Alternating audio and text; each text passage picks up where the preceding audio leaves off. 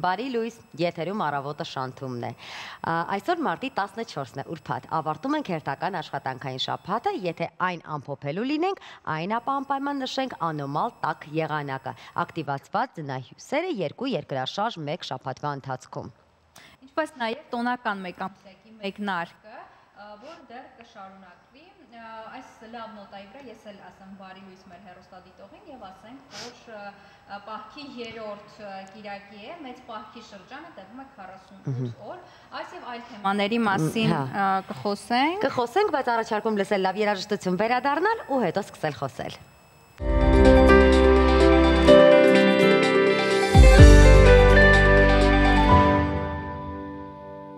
Վերադարձանք տաղավար, խոսում ենք մեծ պահքի շրջանի մասին, որի հետ կապված նաև հյուրեր ենք ունեցել։ Պահքի շրջանը տևում է 48 օր, բուն բարեկենդանից մինչև Սուրբ Հարության Զատկի տոնի նախորեն։ Մեծ պահքն ունի 7 կիրակի, 7 հիշարժան օրեր, բուն բարեկենդան, արտաքսում, անառակի, տնտեսի, դատավորի, գալստյան եւ ծաղկասարդ, ասենք, որ երկուշաբթի օրվանից կսկսվեն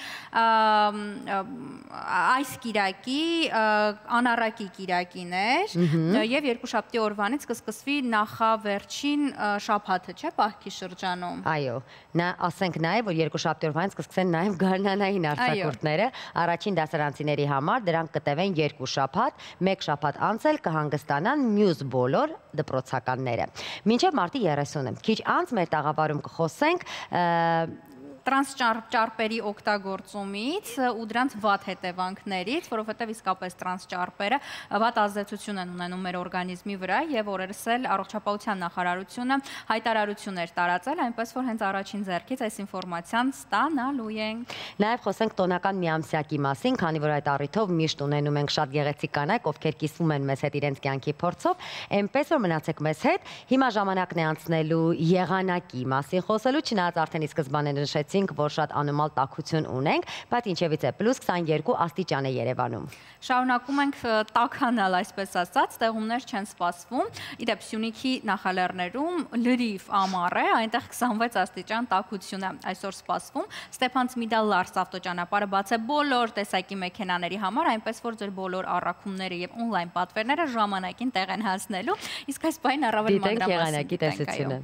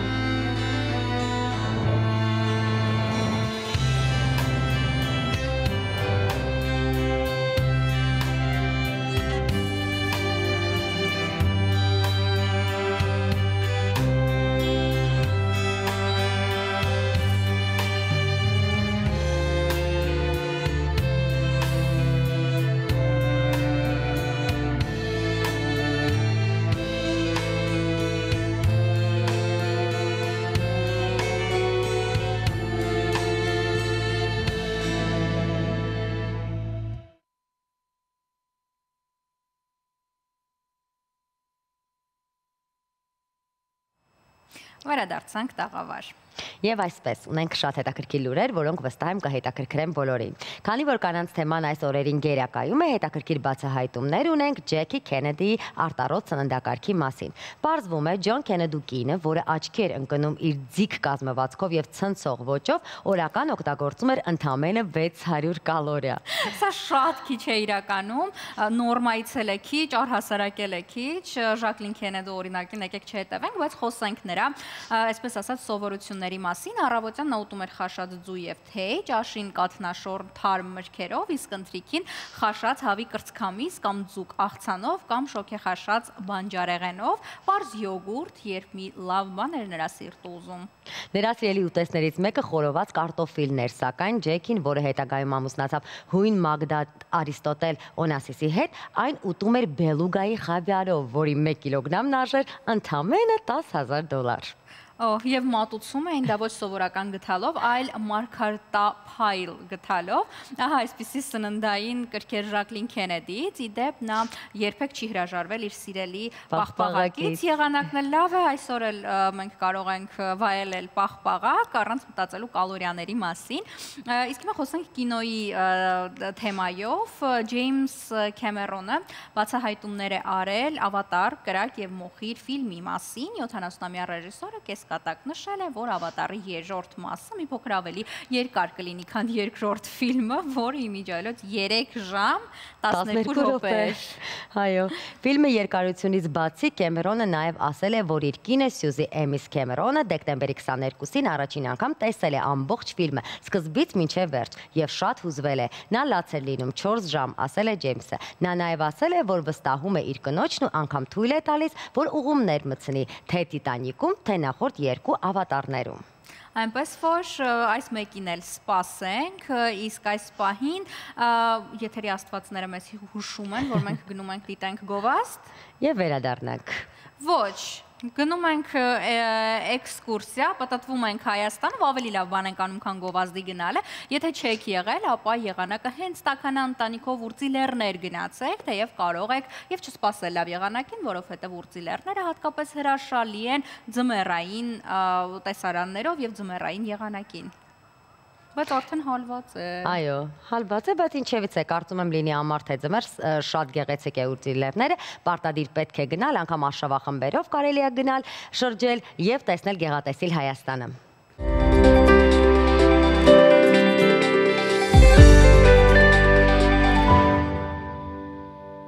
Իսկ հիմա իսկապես ժամանակն է դիտելու գովազդ, դիտենք գովազդ եւ վերադառնանք։ Գովազդ Շանթի եթերում։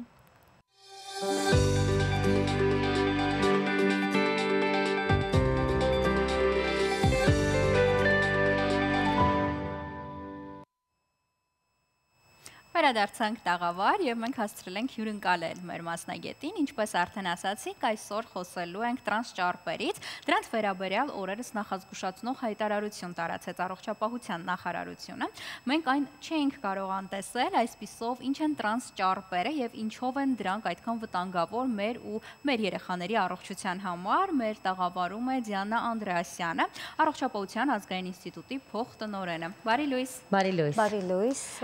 Տիկին Դիանա, սկսենք ամենասկզբից, ինչ են տրանսճարպերը եւ ինչով են դրանք վտանգավոր մեր առողջության համար։ Նախ շնորհակալություն հրավերի համար, քանի որ դուք այսօր բարձրաձայնում եք հանրային առողջապահության կարևորագույն խնդիրներից մեկը, դա անառողջ սննդակարգը եւ ինչպես է անառողջ սննդակարգը ազդում մարդու առողջության վրա։ Իդեպ ասեմ, որ իրականացվել են բազմիցս հետազոտություններ, բայց 2 բառով ուզում եմ անդրադարձ կատարել մինչ վատ ճարպերին անդրադառնալը, տրանսճարպերին, 2 բառով նաև խոսեմ, թե ինչ են ճարպերը, ճարպաթթուները եւ ինչ դերակատարում իրենք ունեն մեր կյանքում, քանի որ շատ դեպքերում, երբ մենք խոսում ենք ճարպերի մասին, օգտակար եւ վնասակար, պետք է այն տարբերակվի, որպեսզի նաեւ յուրաքանչյուր մարդ ավելի լիարժեք պատկերացնի, թե ինչ է դա։ Բնականաբար ճարպերը մեր օրգանիզմի կարևոր մասն են, մեր սննդակարգի, քանի որ նրանք անհրաժեշտ են նյութափոխանակության համար եւ ճարպերը հիմնականում իրականացնում են 2 կարևոր ֆունկցիա, դա էներգետիկ եւ պլաստիկ, այսինքն էներգետիկ երբ մենք ասում ենք, դա մեր օրգանիզմի հիմնական աղբյուրն է եւ պլաստիկ, քանի որ ճարպերը նաեւ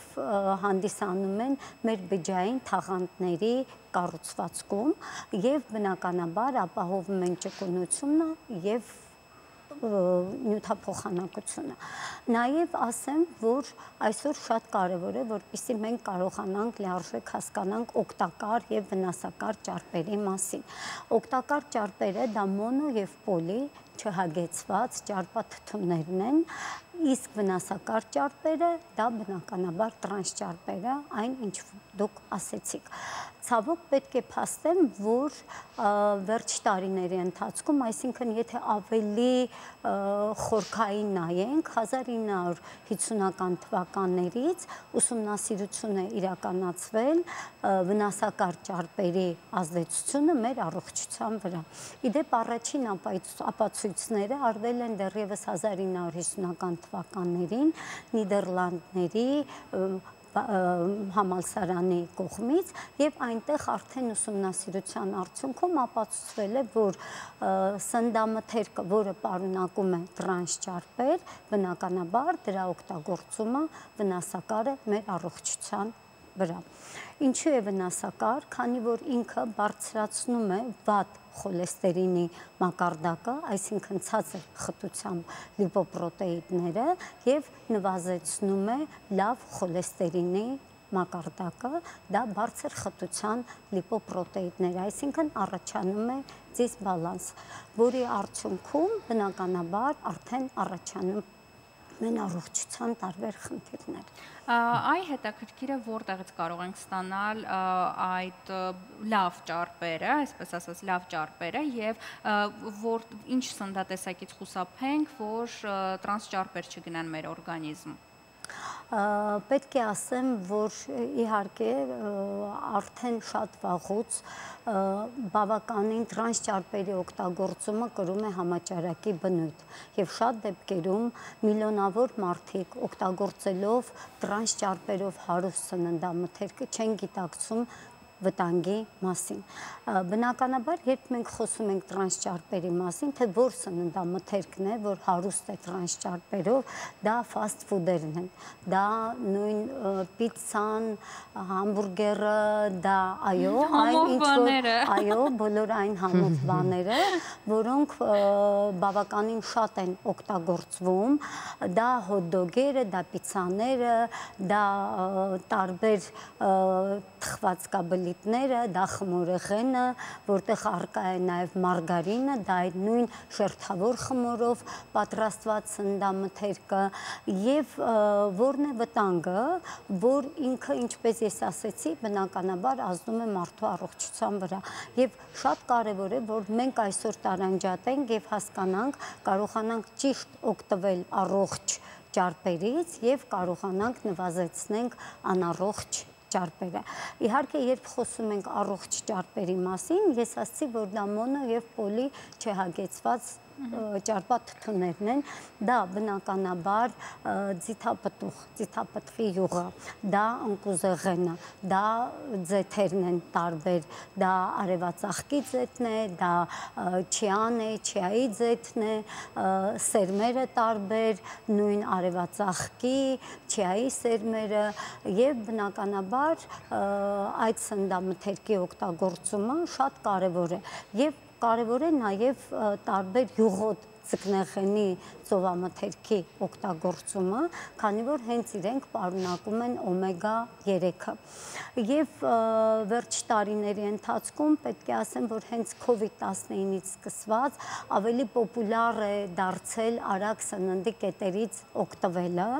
եւ պետք է ասեմ, որ դա ոչ միայն Հայաստանին է բնորոշ, այդ համաճարակը կրում է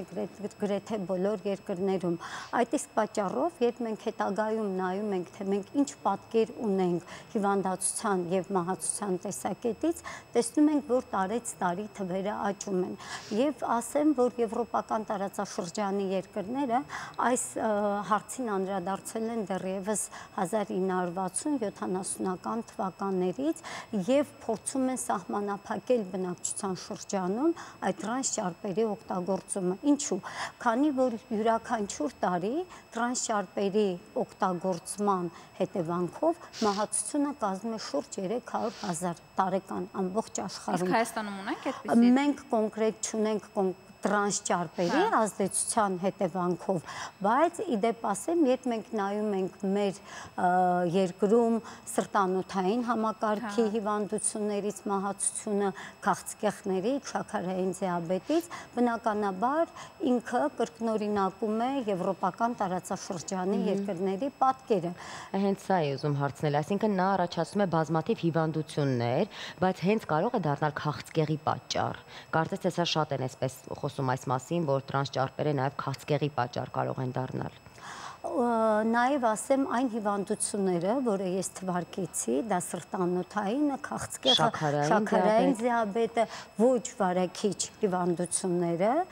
բնականաբար իրանք բազմագործոնային են եւ շատ դեպքերում հնարավոր չէ տարանջատել կոնկրետ մի գործոնը, որը նպաստում է այդ հիվանդության առաջացմանը։ Սակայն նույնպես ապացուցվել է, որ տրանսճարպերի վնասակար ազդեցությունը բերում է եւ սրտանոթային հիվանդությունների զարգացմանը, եւ քաղցկեղներին, եւ շաքարային դիաբետի։ Ինչու, օրինակ բերեմ օրինակը սրտանոթային հիվանդությունների տեսակետից, քանի որ ես ասեցի, որ տրանսճարպերի օգտագործումը բերում է վատ խոլեստերինի մակարդակի բարձրացմանը, տրիգլիցերիդների, նվազում է ցածր խոլեստերինի մակարդակը եւ նաեւ բերում է բորբոքային պրոցեսներին։ Դրա հետևանքով իհարկե օրգանիզմում առաջանում են խցանումներ անոթներում եւ բնականաբար առաջանում է աթերոսկլերոզ եւ դրա հետևանքով կարող է առաջանալ օրինակ սրտի իշեմիկ հիվանդությունները, բայց եթե մարդը նաեւ ֆիզիկապես թե ակտիվ է եւ նաեւ եթե ինքը ունի զարկերակային գերճնշում, այսինքն այս 1, 2, 3 գործոնները գումարվում են եւ բնականաբար հավանականությունը այդ հիվանդությունների առաջացման ավելի բարձրանում է։ Ես ասեմ, որ մենք իրականացրել ենք տարբեր գործոնների հետ կապված ուսումնասիրություններ, Առողջապահության ազգային ինստիտուտը ոչ վարակիչ հիվանդությունների եւ օրինակ ասեմ, որ մեր բնակչության շրջանում ճարպակալման տարածվածությունը կազմում է շուրջ 50-51%, այսինքն յուրաքանչյուր երկրորդ անձը ունի ավելորդ քաշ եւ ճարպակալում։ Իդեպ նաև ասեմ, որ ֆիզիկական ակտիվությունը, թերակտիվությունը կազմում է 22%։ Ինչ է տեղի ունենում երեխաների շրջանում, ավելորդ քաշի եւ ճարպակալման տարածվածությունը կազմում է 27.7%։ Այսինքն մենք տեսնում ենք, որ կոնկրետ անառողջ սնունդը իր մեծ դերակատարումը ունի տարբեր հիվանդությունների առաջացման տեսակետից եւ այդ իսկ պատճառով մենք մեր ուշադրությունը կոնկրետ ուղղել ենք հենց այս հիմնախնդիրներին եւ փորձում ենք նաեւ բարձրացնել բնակչության իրազեկվածությունը, նաեւ գրագիտությունը, որպեսզի մարդիկ կարողանան տարանջատել եւ պատկերացում կազմել, թե ինչ է անառողջ սնունդը։ Քանի որ շատ դեպքերում ես առավոտյան էլ տեսնում եմ, որ մայրիկը երեխային մանկապարտեզ տանելուց առնում է այդ չակերտների մեջ շատ համեղ խաչապուրին կամ համբուրգերը ու տալիս է երեխան դա ուտելով գնում է եւ միգուցե չի գիտակցում դրա վնասակարության մասին։ Նույնը մենք այս վերջերս եւս մի հետազոտություն ենք արել եւ արդյունքները կունենանք հետագայում, այսինքն արագ սննդի կետերից գնել ենք տարբեր տեսակի սննդամթերքներ եւ տվել ենք լաբորատոր հետազոտության եւ արդեն պատկերացում կունենանք, թե օրինակ լամաջոյի մեջ ինչքան է տրանսճարպերը, խաչապուրի մեջ ինչքան է կարկանդակների եւ դա բնականաբար արդեն կհրապարակենք եւ կխոսենք դրա մասին։ Կներեք, այստեղ մի կարևոր հարց չհանտեսենք, որ Հայաստանում սոցիալական, այսպես անապահով ընտանիքները շատ են, աղքատության մակարդակը բավականին բարձր է եւ կոպիտ ասած շատ դեպքերում մարդիկ ժամանակ չեն ունենում կամ ռեսուրս կամ ուտում են այն, ինչ կարող են այդ պահին իրենց թույլ տալ եւ սա եւս շատ կարևոր ու թիրախային հարց է, որովհետեւ առողջ սնունդը ամեն դեպքում թանկ է։ Ես մարդ եմ, ով փորձում է հնարավորինս հետեւել առողջ սննդակարգին, բայց մյուս կողմից թանկ է, մյուս կողմից ժամանակատար է։ Չնայած մենք բանջարեղենով հարուստ երկիր ենք, բայց ամեն դեպքում դա բավականին թանկ հաճույք է։ Այ ինչ խորհուրդ կտաք, ինչպես օպտիմալ լուծում գտնել սրա համար, որ եւ բյուջետային լինի եւ այդքան ժամանակատար չլինի։ Գիտեք, երբ մենք ասում ենք, որ առողջ սնունդը թանկ է, բայց թույլ տվեք մի փոքր չհամաձայնվեմ ձեր հետ, որովհետև ինքը այդքան թանկ չի, ինչքան որ մեր առողջությունը։ Եվ պետք է ասեմ, որ Հայաստանը լի է բանջարեղենով եւ մրգերով։ Եվ օրինակ երեխային այդ համբուրգերը, ֆաստ ֆուդը առնել եւ տալ ձեռքը, ավելի ճիշտ է, երբ մայրիկը մի խնձոր երեխայի ձեռքը տա եւ առավոտյան մանկապարտեզ գնալուց երեխան ուտի այդ խնձորը։ Մի ուրիշ հարց, այն ինչ որ դուք ասում եք, մենք կարողանանք հասանելի դարձնել կոնկրետ առողջ սննդի վերաբերյալ տեղեկատվությունը, դա եւս շատ կարեւոր է։ Եվ ներկայումս ընտանեկան բժիշկները եւ թերապևտները մարզային առաջնային օղակներում նաեւ ունեն այդ դերակատարումը եւ մենք նաեւ աշխատում ենք այդ ուղղությամբ, որպեսզի կարողանանք նաեւ հորդորել եւ ընտանեկան բժիշկները պետք է վարեն իրենց գրանցված բնակչությանը եւ նաեւ ցույց տան ուղեցույցներ ներկայացնել, թե ինչ է պետք անել, անգամ եթե գալիս են բժշկի մոտ եւ տեսնում են, որ մի փոքր խնդիր կա քաշի հետ, այսինքն ես չեմ ասում, որ կա ավելորդ քաշ, բայց արդեն մոտ է այդ շեմին մարմնի զանգվածի գործակիցը, արդեն բնականաբար պետք է արվի համապատասխան առաջարկություններ եւ փորձել հասկանալ, թե ինչ է ուտում անձը եւ ինչով դա փոխարինել։ Օրինակ ավելի շատ բանջարեղեն օգտագործել, ավելի շատ ընկուզեղեն օգտագործել, չօգտագործել այդ մարգարինով պատրաստված սննդամթերքը։ Բայց մենք շատ անգամ տեղյակ չենք լինում, որ դա մարգարինով է, թե չէ, որտեղ շատ հաճախ մենք լսում ենք օրինակ նույն խմորեղենի պարագայում կամ ձեր ասած խմորային ինչ որ մի բանից զանգվածից պատրաստված, երբ ասում եմ, որ սա կարագից է, բայց միանշանակ չէ, որ դա այդպես է, այստեղ էլ մի ուրիշ խնդիր է առաջանում, որ դու կարող ես օգտագործել դա չմտածված։ Ես համամիտ եմ ձեր հետ, բայց ինչևից է, երբ մենք խոսում ենք անառողջ սննդի մասին, եւս խմորեղենը դա պատկանում է անառողջ սննդա։ Բայց համեղ է։ Դա համեղ է, տեսեք, եղել է համեղ, մենք ապրում ենք մեկ կյանք եւ զրկել մեզ ամեն ինչից։ Այլ ինչպես գտնել այդ սահմանը, որ օրինակ ես ինձ ասում, Զարա, դու մի կյանք ես ապրում, սիրտդ ուզած այդ քաղցրը, իմ մոտ քաղցրն է շատ խնդիր, ասում կեր, դու արժանի ես այդ կրուասանին, այ ինչպես ոսկե միջինը գտնել, որ լրիվ չզրկել, բայց նաև համատեղել, չվնասել ինքներս մեզ։ Այ որպեսզի չվնասել, իհարկե շատ դժվար է նաև հաշվարկը անել, ըստ առողջապահության համաշխարհային կազմակերպության ուրեմն ստանդարտների,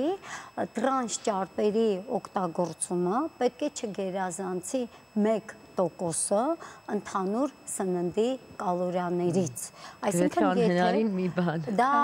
գիտեք ոնց, այսինքն անհնար չէ, օրինակ եթե դուք օրական օգտագործում եք 2000 կիլոկալորի սննդամթերք, պետք է նաև հասկանալ, թե ինչքան է մեջը տրանսճարպը, այսինքն ես չեմ ասում, որ դուք ընդհանրապես չուտեք, բայց մի կերեք մեծ կրուասան, փորձեք ինչ-որ մի փոքր մինի կրուասան, եւ նաև օրինակ ասեցիք, ես էլ եմ շատ սիրում շոկոլադ, ես էլ եմ սիրում։ Բայց մենք ձեր արտաքին տեսքից հասկանում ենք, որ դուք իսկապես պահպանում եք բոլոր կանոնները։ Եվ քաշը ապացուցում է երևի թե ես շոկոլադ շատ եմ սիրում, բայց նաև փորձում եմ գնել այն շոկոլադը, որտեղ շաքարը մի փոքր քիչ է։ Նաև ինչ կառաջարկեի, քանի որ Հայաստանը լի է տարբեր չրերով եւ կարելի է այդ չրերից պատրաստել կոնֆետներ, այսինքն աղալ չրեղենը եւ հետագայում հենց հայկական արտադրության չրերից պատրաստված կոնֆետներ։ Նաև դա տանն էլ բավականին հեշտ եւ մատչելի է պատրաստել եւ օրինակ մայրիկը սովորացնի կամ դուք տանը սովորացնեք, որ այդ շոկոլադի փոխարեն, օրինակ չրերից պատրաստված կոնֆետներ ուտեք։ Փորձեք նաև չիպսերի տեղը պատրաստել մրգային չիպսեր, կաղամբից չիպսեր, եւ պետք է ասեմ, որ երեխան կսովորի, նաև ձեր ընտանիքի անդամները կսովորեն եւ բնականաբար կարելի է այդ սովորույթները փոխել։ Իհարկե չեմ ասում, շատ դժվար է, որ դուք ամբողջությամբ հրաժարվեք, բայց ամեն ինչը շատ կարևոր է, որ լինի չափի մեջ եւ շատ կարևոր է, որպեսզի վերահսկվի։ Պատկերացրեք, եթե անձը ունի սրտանոթային համակարգի հիվանդություն, օրինակ ստենտավորվել է կամ ունի շաքարային դիաբետ, բնականաբար խստագույն ձևի արգելվում է, որպեսզի նա օգտագործվի նման սննդամթերք, որովհետև այն բուժօգնությունը, որը տրամադրվում է նման պացիենտներին, հետագայում կարող է զրոյացնել եւ բնականաբար սա բավականին դժվար է եւ մենք ունենում ենք նաեւ մահացության դեպքեր։ Դրա համար շատ կարեւոր է, որպեսզի հորդորեն, որպեսզի հետեւողական լինեն, նաեւ երեխաների տեսակետից սա շատ կարեւոր է եւ մի կարեւոր հարց է ասեմ, որ այսօր սննդային մարքեթինգը բավականին ագրեսիվ է եւ սննդային արդյունաբերության համար այսօր թիրախը հանդիսանում են հենց երեխաները եւ դեռահասները, իրենք չեն հասկանում, չեն գիտակցում, թե ինչ է գովազդվում տարբեր հեռուստաընկերություններից, այո, հեռուստաալիքներով եւ ոչ միայն էներգետիկա, նույն չիպսերը, եւ գիտեք ինչ կոչեր են անում, որ սա առողջարար է, վիտամիններով լի է, եւ դուք ունենաք լրացուցիչ էներգիա, դուք ձեռք կբերեք ուտելով այս սննդամթերքը, դուք ձեռք եք բերում նոր ընկերներ եւ այլն եւ այլն։ Մենք Հայաստանում իրականացրել ենք 5 հեռուստաընկերության, ուրեմն գովազդների ուսումնասիրությունը, պետք է ասեմ, որ 65%-ը այն սննդամթերքի, որը գովազդվում է ԱՀԿ-ի կողմից, արգելված է երեխաների համար։ Դա շոկոլադն է, դա չիպսերն են, դա տարբեր հյութերն են, դա սառեցված սննդամթերքն է, պաղպաղակը եւ այլն։ Այսինքն սա շատ կարևոր է եւ կարևոր է գիտեք որ տեսակետից, քանի որ առողջապահության նախարարությունը տարեցտարե ավելացնում է ֆինանսավորման, կանխարգելման միջոցառումները, բայց նաեւ շատ իրազեկումն է իրականացվում են առողջ արշավները տարբեր խմբերի համար եւ սրա նպատակը կայանում է նրանում, որպեսզի մենք գրավենք տարբեր տարիքային խմբերը, երեխաները, մեծահասակները ներգրաված լինեն, փորձեն ձևավորեն առողջ ափսեն եւ հասկանան դրա կարեւորության մասին։ Բուկլետներ են տրամադրվում, բայց շատ կարեւոր է, որ անձը մաքսիմալ հոգատար լինի իր առողջության նկատմամբ, որովհետեւ միայն նախարարությունը չի կարող օգնել եւ զեղծ պահել անձին, որպեսզի նա առողջ սնվի, չծխի, ճիշտ վարքագիծ ունենա։ Շնորհակալություն, իսկապես շատ ինֆորմատիվ էր, կարծում հեռուստադիտողների համար էլ հիշեցնենք, որ մենք հյուրընկալել ենք Դիանա Անդրեասյանին, Առողջապահության ազգային ինստիտուտի փոխտնօրենին։ Իսկ մենք գնանք գովազդ դիտենք եւ վերադառնանք։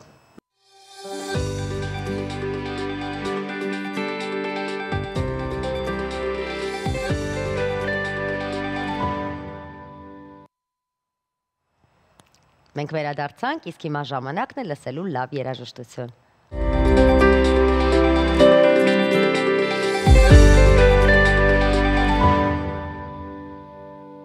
Մենք վերադարձանք եւ ինչպես ամբողջ ամիսը կանանց մասին խոսելու ենք եւ մեծարելու ենք։ Հայկական հետագծում շարունակում ենք խոսել իրենց հետ գթողած հայ կանանց մասին։ Այս առավոտ Փարիզյան է տրամադրությունը, ու մենք կպատմենք Հելեն Սեգարայի մասին։ Այս պահին տեսանյութը Հելեն Սեգարայի մասին է, իսկապես հպարտացնող եւ մոտիվացնող է տեսնել կանանց, այո, հայ կանանց, ովքեր աշխարհում իրենց հետքն են թողել, իսկ այդպիսի կանայք քիչ չեն, եթե ինչ։ Այս պահին գնում ենք դիտենք Հելեն Սեգարայի մասին։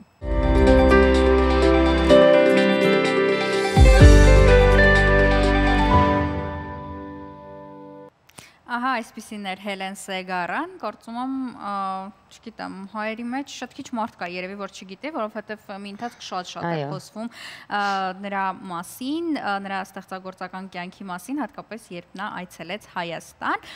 Իսկ այս պահին ինչ ենք անում, գնանք երաժշտություն լսենք։ Գնանք, լսենք լավ երաժշտություն եւ վերադառնանք, որովհետև դեռ ունենք շատ հետաքրքիր հյուրեր, որոնց հետ խոսելու ենք նորից ու նորից կանանց թեմաներից։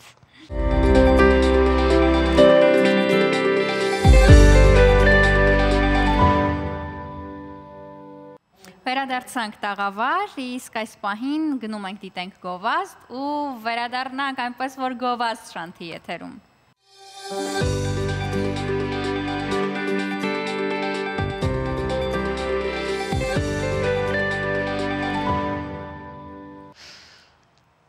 Մենք վերադարձանք տոնական մեկամսյակի առիթով մեր տաղավարում է արդեն մեր կողմից շատ սիրված երգչու եւ վստահ եմ, որ նաեւ ձեր կողմից Սյուզաննա Մելքոնյանը։ Ինչ մարտահրավերների առաջին այսօր կանայք, հատկապես հանրային կանայք, կպարզենք հենց Սյուզաննայի հետ։ Բարի լույս, Սյուզ, ուրախ ենք քեզ հյուրընկալել, միշտ շատ ուրախ ենք։ Երևի թե սկսենք ամենա թիրախային թեմայից, հաճախ կանայք, կին ստեղծագործողները թիրախավորվում են եւ մի քիչ ավելի խոցելի են ինչ առումով, որ միանգամից մի քանի բան են թիրախավորում։ Արտաքին, ընտանեկան կարգավիճակ, ամեն ինչ թիրախավորում են, ինչը օրինակ չկա, շատ դեպքերում չկա, տղամարդկանց դեպքում իհարկե ցանկալի կլինի, որ ոչ մի դեպքում չլինի, բայց դու ինչպես ես վերաբերում այդ ամեն ինչին ու ըստ քեզ ինչ մարտահրավերներ կան իսկապես հանրային կնոջ առաջ։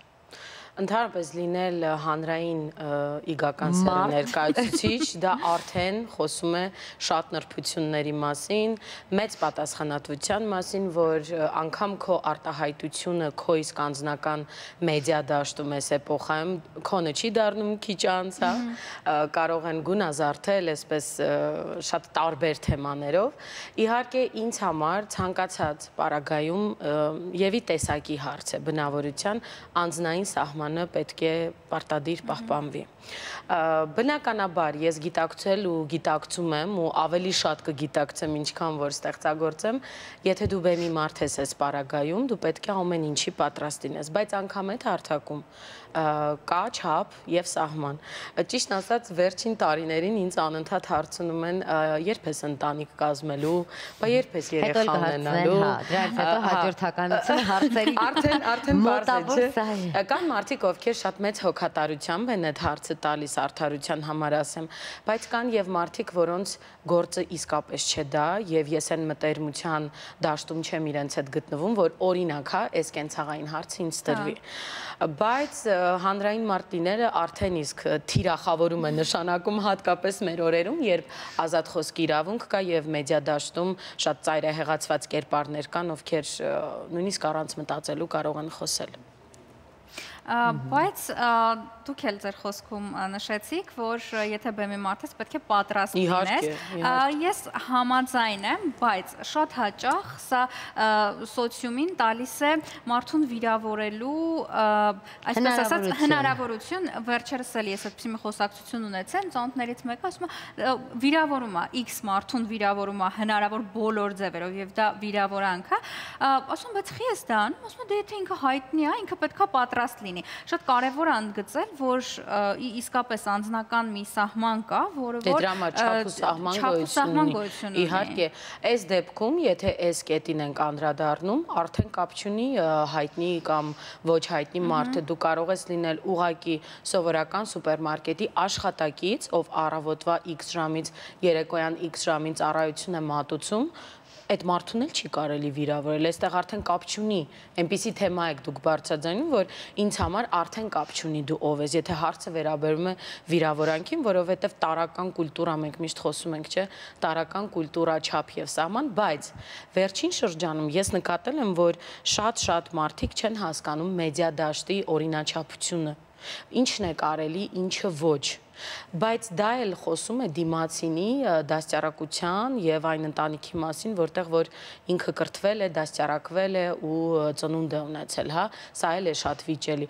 Ամեն դեպքում ցանկացած պարագայում, եթե հարցը վերաբերում է վիրավորանքին, ես դա ոչ մի կերպ չեմ ընդունում, անկախ նրանից թե ով ես դու։ Սյուզաննա, ինչ ստեղծագործական ընթացքի մեջ եք։ Հիմա շատ գեղեցիկ, իրականում մինչև այս պահը ունեցա շատ բարդ շրջան առողջության թեմայով և ասեմ, որ եվս մեկ անգամ համոզվեցի, որ ընդհանրապես կինը ինչքան ուժեղ է իր բնույթով, իր տեսակով, իսկ գիտեմ, որ հիմա շատ հեռուստադիտողներ անգամ կանայք կզայրանան, որ էլի կնոջ ուժեղությունը մենք հարթակ ենք բերում, բայց վերջին շրջանում բավականին լուրջ առողջական խնդիրների հետ բախվեցի, որոնք անդրադարձան իմ մասնագիտականի վրա և շատ փոքրիկ պասիվություն ունեցա, բայց այսպես ասած գարնան հետ ամեն ինչ արդեն անցյալում է և հիմա հետաքրքիր է, այո, բայց ինձանից չէր կախված իհարկե շատ վերապահումներով էի կարողանում բեմ բարձրանալ, բայց խիտ գրաֆիկում գտնվող ստեղծագործող մարդու համար դա դժոխային մի պրոցես է։ Հիմա շատ գեղեցիկ փուլում եմ գտնվում, նոր երգերի ձայնագրություն, վերջերս էլի երգի պրեմիերա ունեցա։ Ես ամեն օր ստանում եմ շատ գեղեցիկ մեկնաբանություններ հանդիսատեսի կողմից, հեռուստադիտողի կողմից, մեդիադաշտը դա թույլ է տալիս, փառք Աստծո։ Մտերմություն այո, ունենալ կապ քո լսարանի հետ։ Այդ առումով շատ հաճելի է, որ ես այն էպոխայում եմ ստեղծագործում, որում որ կարող ես լինել կապի մեջ քո լսարանի հետ։ Վայելում եմ սերը, վայելում եմ այդ ամեն ինչը, բայց նաև լցվում շատ մեծ պատասխանատվությամբ։ Իրականում շատ լուրջ պլաններ ունեմ այս տարի ու հասկանում եմ, որ այդ փոքրիկ դադարը նաև նրա համար էր, որպեսզի կարողանամ ծանր ու թեթևանել ու ավելի լուրջ վերաբերվել այդ ամեն ինչին։ Շատ գեղեցիկ փուլում եմ, բայց ասեմ նաև, որ գուցե մենք գծում ենք պլաններ, բայց ընթացքը կարող է բոլորովին այլ լինել, դրա համար հիմա չեմ կարող ճակերտները բացել ու միանշանակ խոսել դրա մասին։ Այ հետաքրքիր է այդպիսի փուլերում ինչպես ես մոտիվացնում, ինչպես ես ինքդ քո համար ուժ գտնում, էներգիա գտնում ու առհասարակ որն է քո մոտիվացիան։ Շատ գեղեցիկ հարց, իրականում ու շատ հետաքրքիր։ Ես դիտում եմ աշխարհահռչակ մարդկանց հարցազրույցները, իրենց մասին նկարանված եւ գեղարվեստական եւ դոկումենտալ ֆիլմերը,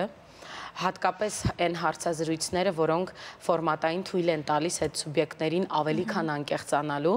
Օրինակ, բոլորովին վերջերս ես մոտիվացվել եմ մեր չեմպիոններից մեկով Արման Ծառուկյանով, որի հետ տեղի ունեցավ ոչ այնքան հաճելի դեպք, երևույթը նույնն է, գուցե ինձ հետ ասոցացվում է այդ ամեն ինչ, որովհետև ես շատ մրցութային մթնոլորտում եմ տարիներ շարունակ եղել և կապ չունի սա արվեստ է, նա սպորտ, շատ մոտիվացվում եմ իրենից, հետևում եմ իր էջին և այն ամեն ինչ, որ իր հետ տեղի ունեցավ, կապված սպորտային աշխարհի հետ, այն դժվարությանը, որ ինքը բախվեց ու ես տեսնում եմ վերականգնվելուց հետո ինքը ինչպես է ամեն օր իր վրա աշխատում, այ օրինակ աշխարհահռչակ ֆուտբոլիստ Ռոնալդոյով, ես կապ չունի, որ արվեստագետ չէ, կարևորը ինչպիսի մարդ է, իր նպատակին ինչպես է հասնում և ինչպես է կարողանում աշխատել այդ նպատակին հասնելու համար։ Այ ես մոտիվացվում եմ այս տեսակ մարդկանց մասին անընդհատ դիտելով հարցազրույցներ, ֆիլմեր, մի տեսակ լավ էմոցիաներ են ինձ այդ ամեն ինչը տալիս։ Սելին Դիոնի մասին ֆիլմը նայեցիր, որովհետև նախորդ հարցազրույցի ես հիշում եմ, ասիր հոգեպես պետք է պատրաստվես, նայես և ինչ էմոցիաներ էին։ Ասեմ, որ ինքը այնպիսի ֆիլմ է, որ հատկապես ես կդիտեմ դեռ էլի, դիտել եմ 2 անգամ, մեկը մեր հարցազրույցից, ընդհանուր հարցազրույցից շատ չանցած, վերջապես հավաքվեցի, պատրաստեցի ինձ ու դիտեցի, այլայլված էի հոգեպես, երբ դիտեցի, բայց երկրորդ անգամ, երբ արդեն ինքս գտնվում էի մի քիչ առողջական ոչ այնքան լավ վիճակում ու ինքս փակված էի տանը ու վերապահումներով էի ելույթ ունենում, իհարկե համեմատելու չէ առողջական վիճակը փառք Տիրոջը, բայց փոքրիկ ապրումակցում ունեցա իրեն, որպես երգչուհի, ով ունի փոքրիկ այդ պահին, համեմատած իր խնդրի հետ առողջական խնդիր ու ստիպված դիտում է այդ ամեն ինչը, ճիշտ ասած փորձում էի կեսից այլևս չդիտել երկրորդ անգամ, բայց հասկացա, որ ոչ, անգամ եղել են պահեր իր հարցազրույցի ընթացքում, որ ետ եմ տվել կադրերը ու նորից եմ դիտել, իմ փոքրիկ նոթատետրում գրառումներ եմ արել ու հասկացա, որ եթե այդ տեսակ մարդը չի կոտրվում և շարունակում է հավատալ, որ անգամ այդ տարիքում, որովհետև չմոռանանք նաև տարիքը ինքը կարող է տուր ունենալ, ես պիտի հավաքվեմ ու շարունակեմ իմ գործունեությունը։ Սելեն Դիոնից խոսելուց չմոռանանք այն մասին, որ բոլոր դժվարությունների հետ մեկտեղ նա չէր խոսում ընտանիքից կամ միգուցե երեխաներից, այդ պահին ասում էր ես ստեղծագործ մարդ եմ, ես չեմ կարող չերքել, ես չեմ կարող չտեսնել հանդիսատեսին։ Սա ֆանատիզմ է, թե սա տեսակ է, թե ինչպես է օրինակ սա տեսնում, որովհետև այդ պահին երբ այդ նախադասությունը ես անձամբ լսում էի, մտածելով, որ նա ունի երեխաներ, մտածում էի, որ միգուցե այս տարիքում կարելի է ասել, որ այլևս չեմ երգի, ես պատրաստ եմ ընդունել այս մարտահրավերը իմ անձին ուղղված եւ կզբաղվեմ իմ ընտանիքով։ Գիտեք, ես որպես կին, ով մի երկու երեխա, այ կանաց մյուս մարտահրավերը։ Ես սա կտեսնեի այդ պատը։ Բայց այս նախադասությունը ինձ այնքան էր էսպես հուզել, ես օրեր շարունակ իրացած այս նախադասությունը, որ ես չեմ կարող չստեղծագործել եւ ես չեմ կարող չտեսնել իմ հանդիսատեսի դեմքը։ Սա իսկապես մի նախադասություն է, որը ինձ անձամբ շատ էր ցնցել։ Բայց տղամարդ, ես էլի այդ նախադասության հետ կապված մտքերի հանդիպեցի ու իմ մոտ էլ այդ մտածում եմ, ասում եմ հետաքրքիր է, որ տղամարդկանց դեպքում հարցին այդ ռակուրսից չեն նայի, բայց կնոջ դեպքում հարցին այդ ռակուրսից նայում են։ Այ դու որ ռակուրսից նայեցիր այս հարցին, Սյուզաննա։ Տեսեք, չմոռանանք մի շատ կարևոր նրբություն, ճակերտավոր նրբություն բառը։ Մեդալի մյուս կողմում հսկայական աշխատանք է դրված տարիների։ Համաձայն եմ, բայց հսկայական աշխատանք, որն իր արդյունքը տվել է, նա Սելին Դիոնն է, դա իր համար իր արդյունքը գուցե տեսեք։ Երաժշտությունը եւ ընդհանրապես ես հիմա խոսում եմ բացառապես երգչուհու պրիզմայից։ Այն ամեն ինչով մենք զբաղվում ենք, մեր երեխան է։ Մեր բոլոր երգերը մեր երեխաներն են։ Մեր բոլոր ելույթները մեր երեխաներն են։ Եվ մեդալի մյուս կողմում ճակերտավոր անգամ քննադատել, որ այդ մարդը այդպես է մտածում, դա սխալ է, որովհետև դա իր երեխաներն են բոլորը։ Ու ես էլ չեմ պատկերացնում, իսկ իմ պրիզմայից ես չէի հասկանա, եթե նա ասեր հակառակը։ Չմոռանանք, որ ինքը բոլոր իմաստներով ապահովել է իր երեխաներին ու ասեմ, որ այդ ֆիլմի շնորհիվ ես նաև տեսա, թե ինչքան լավ մայրիկ է ինքը։ Այո, դրա մասին շատ է հասարակ մարդ է լինելով աշխարհահռչակ երգչուհի, իր վերաբերմունքը իր աշխատակիցներին, իր կուլտուրան իր աշխատակիցների նկատմամբ։ Ես շատ նորմալ եմ նայում այս ամենին, գուցե ապրումակցում եմ որպես երգչուհի, որովհետև որ տարիքում էլ որ լինես, քո կատարած աշխատանքը քեզ համար շատ թանկ է, եւ դու այդքան հեշտ չես կարող դրանից հրաժարվել։ Ու չմոռանանք, որ մեզանից յուրաքանչյուրի համար հատկապես բեմում գտնվող մարդու յուրաքանչյուր բեմ, յուրաքանչյուր ելույթ եւ կատարած աշխատանք մեր երեխաներն են։ Ու ավելի քան նորմալ է, որ ինքը կարոտում է այդ ամենը ու չի կարող հրաժարվել։ Եթե ես ունեցա մի քանի ամսվա դադար ու բարիբուն իմաստով լաց էի լինում, որովհետև ես ինքս կարոտում էի այդ ծափահարություններին, դա անբացատրելի էներգետիկ դաշտ է, երբ արտիստը եւ հանդիսատեսը միաձուլվում են մեկ կամ մի քանի ելույթների շրջանակներում։ Դա շատ թանկ բան է ու շատ թանկ ձեռքբերում, որից չես կարող հրաժարվել, ինչպիսի խնդիր էլ որ ունենաս։ Ես մի ուրիշ բանով եմ հիանում, ես ինքս ընդհանրապես մրցութային մարդ չեմ, բայց ես հիանում եմ Սյուզաննայով, այո, որ մի տարվա մեջ դու կարող ես անգամ տենց երկու մրցույթի մասնակցել կամ երկու տարի անուն մեջ մասնակցել մրցույթների, իմ համար հեղինակավոր մրցույթների, իմ համար դա ասենց նայում եմ, հետևում եմ էջից, ասում հետաքրքիր այդ էմոցիաները, որտեվ ես բացարձակ այդ առումով ստրեսակայուն չեմ, հետաքրքիր է ոնց ես վերականգնվում մրցույթներից հետո, պատրաստվում հաջորդ մրցույթին եւ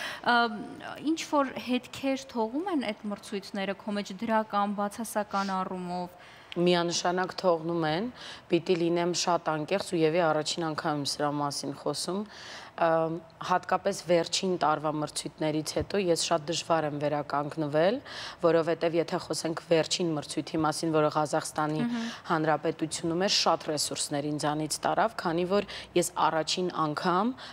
բարիբուն իմաստով վատ առողջ վիճակում, որը կոնկրետ կապված էր ձայնալարերի ու կոկորդի ապարատի հետ, ես բարձրացա բեմ ու ավելի վատ վիճակում գցեցի ինքս ինձ։ Եվ եթե հաջորդիվ լինի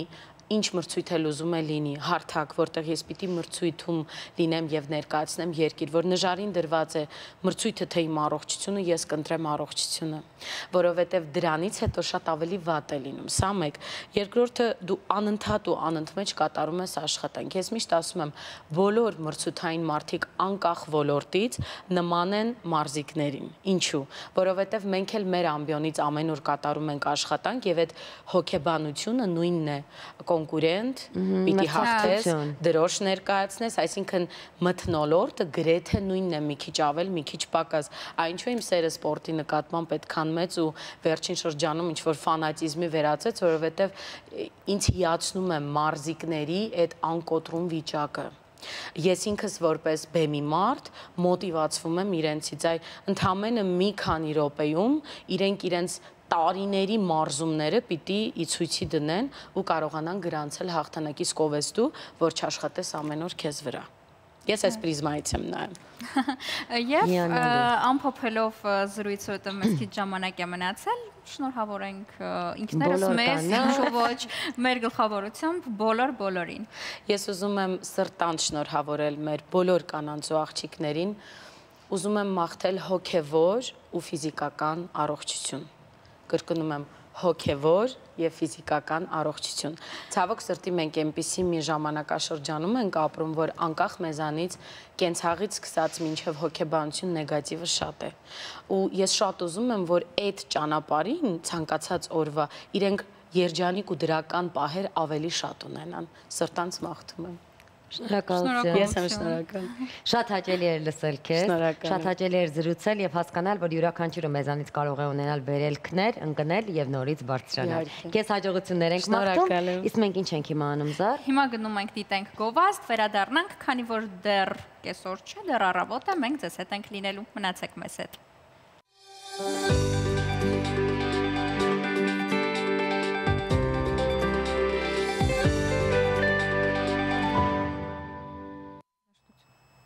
Վերադարձանք տաղավար, ու այս երաժշտական զրույցից հետո չէինք կարող չլսել երաժշտություն։ Այո, երաժշտություն, որը մեզ էլ ավելի շատ կլիցքավորի։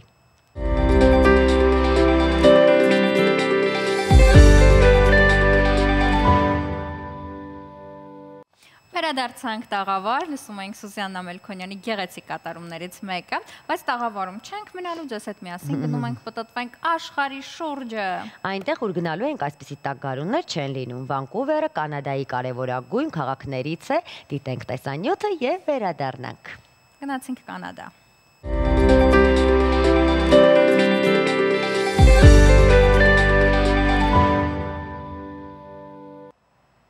Ահա այսպիսին էր Վանկուվերը, իսկ մենք գնում ենք դիտենք գովազդ ու վերադառնանք։ Կեսօրին բան չի մնացել։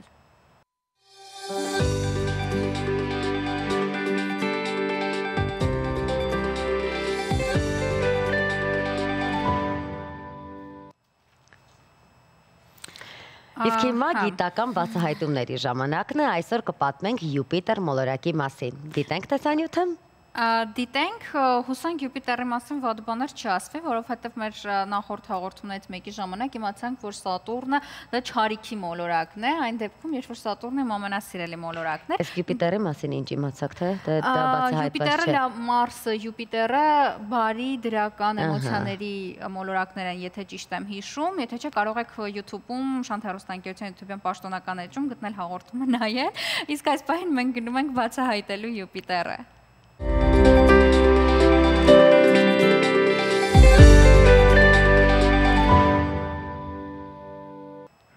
Եզերքից մի անգամից եկանք մեր տաղավար, Շանթ հեռուստաընկերություն, այո,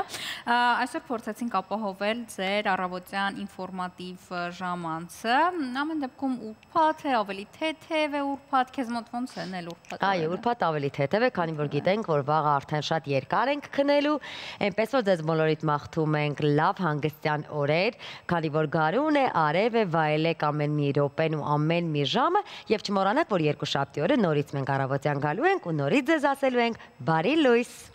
Լավ օր բոլորիդ։